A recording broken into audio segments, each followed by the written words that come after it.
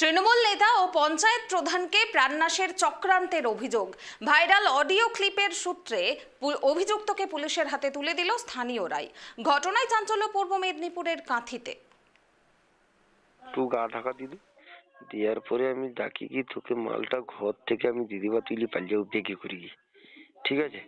তারপর সেখানে কথাবার্তা উসমানে বেটারে সব ঘর ছাড়া হয়েছে, জানো? উসমানে বেটা ঘর ছাড়া হয়েছে, রতন দলাই বাদল মাইতির ঘর ধরে সে ঘর ছাড়া হয়েছে, এরা সব ঘর ছাড়া হয়েছে, জানো?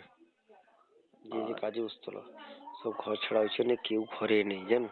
থমে রে, আমি কথা কটি শুন, যদি না বি মারতে পারি না, এই যে ভোটে কোনোদিন হারিয়ে যায় না, তাকে আমি জুতা পিটা করবা। তোর গাদি করে আমি এইখানে গোটে কথা কইলি, তোকে মল্লিক ঘরে টকা আমি তো এই গোটা কথা জুতা পিটা করবা। আমি তোকে একটা কথা কই দিলি, ধরতে পায়াবে তুই কাই পাল যাবে রে, ঘেরি কি ধরলি বাড়ি?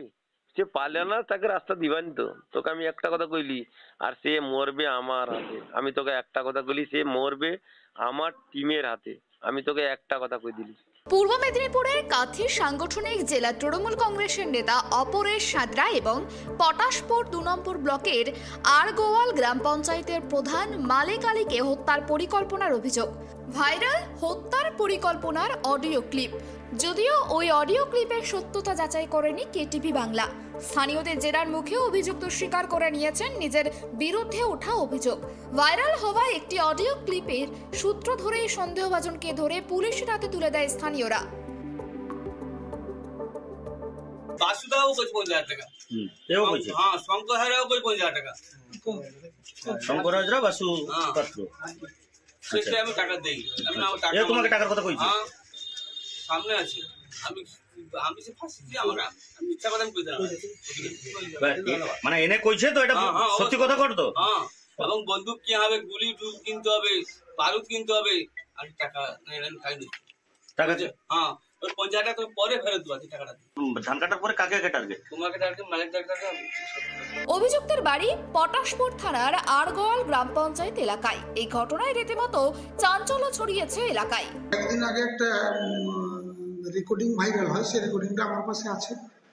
আসার পরে আমরা ওই রেকর্ডিং শোনার পরে দেখলাম যেটা আমাকে এবং অপরাজকে মারার একটা চক্রান্ত করেছে। এই চক্রান্তের মূল নায়ক ছিল রঙ্গা, যাকে জয়দেব জানা বলে, শাশ্বতমাল বাড়ি। ওর সঙ্গে একরাম মল্লিক, শাশ্বতমাল বাড়ি, এবং শেখ কালা, রাজুদ্দিন ওরফে শেখ কালা, পিতার নাম জালা, সহ রবি দিনটা রয়েছে, মলয় রয়েছে, মলয় দলাই রয়েছে, এবং বাসু পাত্র রয়েছে, আর গণেশ বর সহ এরা একটা চক্রান্ত করছিল। বসিরহাট থেকে লোক নিয়ে এসেছিল মারার করার জন্য। কিছু টাকার শর্টের জন্য তারা ব্যাক করে চলে যায়। পরে আবার একটা পরিকল্পনা নিয়েছে, যেটা 4,30,000 টাকা কন্ট্রাক্ট হয়েছে। এই কন্ট্রাক্টের মধ্যে কে কত টাকা দিবে সব স্বীকারও করেছে। আমরা একজনকে ধরে তাকে জিজ্ঞাসা করার পরে প্রশাসনের হাতে আমরা তুলে দিই। তৃণমূল নেতৃত্বের দাবি, ভোটের আগে তৃণমূল নেতাদের ওপর হামলার পরিকল্পনা বিজেপিরই রাজনৈতিক ষড়যন্ত্র। দলীয় সূত্রে খবর, নির্বাচনের আগে এলাকায় অস্থিরতা তৈরি করার উদ্দেশ্যে এই চক্রান্ত করা হয়েছিল। বিজেপি স্বাভাবিকভাবে মাঠে লড়াই করতে না পেরে এই আরগোয়াল অঞ্চলে এই ধরনের ঘৃণ্য চক্রান্ত তৈরি করার চেষ্টা করছে। মৃত্যুর মতো একটি জায়গা মারার করে যাতে রাজনৈতিক ক্ষমতা ভোগ করা যায়, তার জন্য এই প্রচেষ্টা।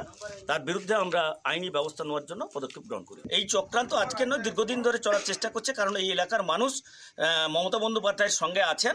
তো এই এলাকা দখলের যে রাজনীতি এবং বিশেষ করে কাঁথির ছোট কোকার যে ঘৃণ্য চক্রান্ত চারিদিকে যে গ্রাস করতে হবে, এই ভগবানপুর বিধানসভা আমরা দেখেছি 2021-এ যেভাবে এই পার্টি অফিস লুটপাট থেকে শুরু করে এলাকায় অগ্নিসংযোগ যে 21-এর ক্ষমতা ভোগ করা, স্বাভাবিকভাবে 26-এর আগে তারা সেই বাতাবরণ আবার তৈরি করতে চাইছে যে একটা দুটো মৃত্যু করে এই এলাকার আবার ক্ষমতাকে দখল করতে হবে, কারণ মানুষ এদের সঙ্গে নেই, এটা বারে বারে প্রমাণিত। গোটা ঘটনার তদন্ত চালাচ্ছে পুলিশ। এই ঘটনাকে কেন্দ্র করে এখনো উত্তেজনা এলাকায়। জাহাঙ্গীর বাদশার রিপোর্ট, কেটিভি বাংলা, কাঁথি।